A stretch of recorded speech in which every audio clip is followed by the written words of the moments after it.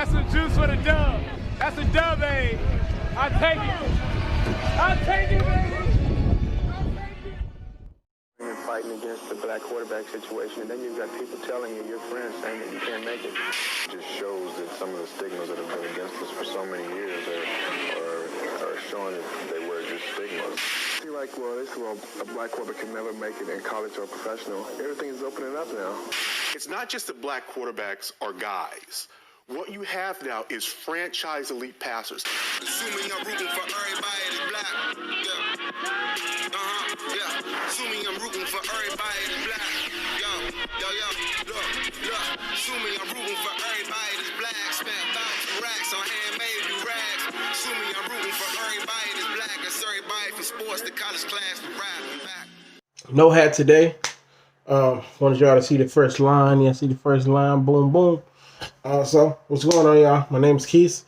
We got the Black Quarterback Series where I cover every quarterback I can think of, but most of the time we do NFL quarterbacks. So, let's see what's going on, y'all. I was editing, and I completely forgot to mention Jameis Winston. Jameis Winston was 6 for 10, 63 yards. And you might say, it wasn't that significant. Why are you mentioning it? I'm mentioning it because Drew Brees got hurt. I think he had like a collapsed lung or something not a collapsed lung. I think I'm making it worse than it actually was. But I'm gonna put it up on the screen for you guys. So I fully expect him to start next week. Now, Sean Payton came out and said it's going to be a competition, and they're going to rotate quarterbacks between Jameis Winston and whatever the other guy name is, Taysom Hill. I doubt that. I completely doubt that because I feel like Jameis Winston is the future for the Saints. So just want to open your eyes a little bit to that. So famous Jameis should be back in the series next week. So I want to get that out real quick. Let's get into the video. Today's first quarterback of the day is Teddy Bridgewater. Now he played three and I don't know, maybe a half of really good football. But for some reason, I don't know what is going on with Carolina. They like completely fall off the map in the third quarter. In the second half, really. Tom Brady scored most of his points in the second half. And if Teddy Bridgewater didn't get hurt, there's a strong chance that they'd have still been in that game. Played well. Teddy Bridgewater was dueling with Tom Brady. 18 for 24, 136 yards, 2 touchdowns and an interception. Now, his numbers don't look that particularly that good, but if you just by the eye test, he played really well. I was impressed by him. Teddy Bridgewater is gaining his respect from me. So, while they're moving up, we'll talk about a team that's moving down. Deshaun Watson and his awful team. Dude, I kid you not. This game, quite possibly, was the most boring game of the year. Quite possibly of the year. It was 3-0 like most of the game. There was 3-0 most of the game. There's no reason they shouldn't have won this game. You score one touchdown and you're good. But when they started scoring, they ended up scoring too late, and your cream rose to the top. And obviously Cleveland has the better team. Deshaun Watson couldn't get him out of everything. He was 20 for 30, 126 yards and a touchdown, 8 attempts for 36 rushing yards. He trying to hold that thing up with paper clips, prayers, Bibles, and everything, man. But it's just hard. Running game was decent. The protection was not bad. It was not bad. And I also wrote down stuck in the mud. And I say stuck in the mud because they just couldn't get that touchdown or that big interception, or they couldn't get the big play that they needed in order to break this game open, because they could have won this game. They could have beat Cleveland. It was right there for the taking, and Cleveland finally decided to stop playing with them, and they ended up losing. That's a rough loss. I know they're only 2-6, but that's a win you have to have. especially for Deshaun Watson. That's when you have to have, but he didn't have help. It was rough to watch. Speaking of a guy that's rough to watch, now we had to do the MVP consideration, and now I just hope he don't lose his job. You know, obviously I'm joking, but Russell Wilson, like 22 for 37, 248 yards and 2 interceptions, and I think he had a couple fumbles. Defense couldn't stop nobody. Now I know they have injuries on defense, but you shouldn't be this bad. Should not be this bad. I call it the Aaron Rodgers effect. Your defense is so bad that you have to force it, and then that leads you into more mistakes, and then these mistakes lead you into more losses. Because we was talking forever, let Russ cook, let him do what he do. And like I said last week, he's gonna mess around and burn the kitchen down.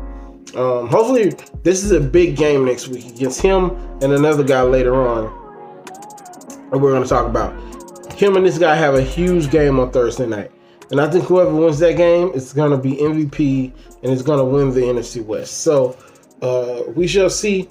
Of course the Rams pressure was there, but normally Russell Wilson can evade that.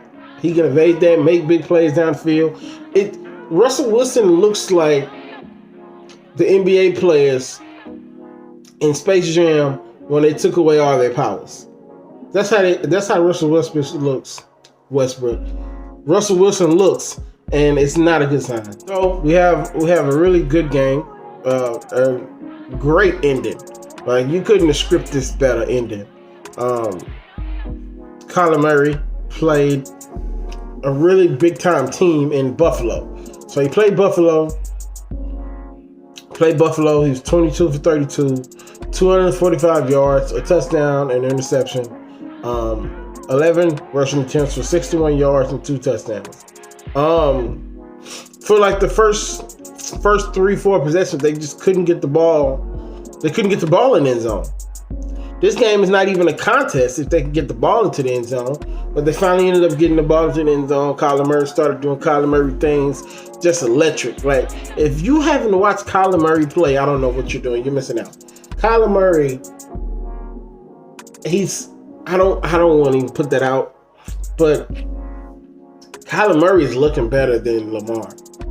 If Kyler Murray keeps playing, they have the same record right now. They're both 6-3. But if Kyler Murray can keep playing the way he's playing, he's gonna mess around and be better than Lamar. And we'll get to Lamar and our other guy last. But I didn't know their protection was that good. Kyler Murray has really good protection. There's not once, maybe this is just because he's so elusive and he makes his offensive lines look better than they do, but not once did I see Kyler Murray and go, ooh, that line play was awful. So, really good game by Kyler Murray. Extremely lucky pass, but nonetheless, it was great to watch. It was great to watch. I thoroughly enjoyed it. I'm glad I didn't click away from it. That's what Deshaun Watson misses. We miss him in Houston. But yeah, shout out to Kyler Murray. He has made me a very proud believer. And he, like I said a couple weeks ago, keep playing like this, he might have earned himself a jersey in my closet. So for the main event of the evening, the game that we're all here for, the game that I'm sure you found my channel on. The reason y'all watch me is to talk about big time games like this. Cam Newton versus Lamar Jackson. Now, let me start off by saying the conditions were awful. Awful, bro. The conditions were awful. But other than the conditions, we're going to talk about the similarities in these guys, Lamar and Cam Newton. The similarities to both of these guys are just eerie, bro. Just super duper eerie. They both won a Heisman. They both won an MVP. They both had dynamic college careers. Both of them have been questioned for the lack of an arm. It's just they're cut from the same cloth. We're going to talk about Lamar first, and then we're going to get to Cam Newton. So Lamar Jackson, 24 for 34, 249 yards, 2 touchdowns and an interception, 54 yards rushing. I don't blame Lamar for this loss at all. Bad management at the end of the game, and I have to talk about John Harbaugh. John Harbaugh was thoroughly outcoached. He was thoroughly outcoached. He was thoroughly out game planned, and Bill Belichick just took him over his knee and did whatever he wanted to. The end of the half, awfully mismanaged. The end of the game, awfully mismanaged. Just anything you can name of, they were not prepared. Harbaugh did not have them prepared to play football. Now, you can say, oh, it's bad conditions, but some of those things were not bad conditions. The center, they might need to look for a new center or something, because even when the conditions were better against the Colts last week, that center was awful. And I'm getting word that another reason they're struggling is because one of the offensive linemen is not playing, which I understand. Offensive line make a huge deal. It's like having car insurance. You never know you need car insurance until you get in an accident. And I feel like that might be what's going on with the Ravens. They're missing one of their guys they paid a lot of money for, and it's really starting to show. But other than the coaching and the awful conditions and the receivers dropping passes and Lamar really the only one out there doing anything, and just Mark Ingram not being the guy he was last year because of the injuries, Lamar did all he could. If we're going to give Carson Wentz credit for playing, was just off. Now, Carson Wentz is an extreme example, but we need to give Lamar credit for playing what he played with in a freaking monsoon. So I give Lamar big credit for that. You can't win them all. Big time coaching by the opponent of Bill Belichick. And that's it. I really have nothing else to say about Lamar because he played his butt off. I don't blame that loss on him at all. The interception was his fault because you don't throw that. I don't care how much Hollywood is talking to you. You're not supposed to throw that pass. You're supposed to take that down and make something happen with it. He wasn't able to do it. This is a bad loss. This is a bad loss for them, but it's not a loss to where you don't know what happened. And that's really what I have on Lamar. They'll get better. If it was a sunny day outside, they blow them out. But it wasn't, and that's just the way it rolls. For what could go wrong went wrong for Lamar and the Ravens. So on the brighter side, let's talk about Cam and his redemption arc. I'm loving the way Cam is playing right now. 13 for 17, 118 yards, a touchdown and a rushing touchdown. No big mistakes. I don't remember him making any mistakes in the game. If y'all can remember any mistakes Cam made, put them in the comment section. I don't remember Cam having any problems. He did what he was supposed to do. He made checkdowns. He ran the ball efficiently. That's the Cam I know and love. The one who doesn't make mistakes in the big time games. And this was the biggest game. This is the biggest game for them this year. And now they're back in the AFC East race. I think that's the AFC East. The AFC East race because the Bills lost. Well, essentially just because the Bills lost, because they still have to get to the Dolphins. And they play a lot of these guys on the back end, they might be able to get wins at. So if they can end 8-8, I would be happy with that. Cam gets through the season healthy. Just a great game, great floor game by Cam. No mistakes, no big plays that went crazy, and no fumbles. Just a really, really clean game for Cam Newton.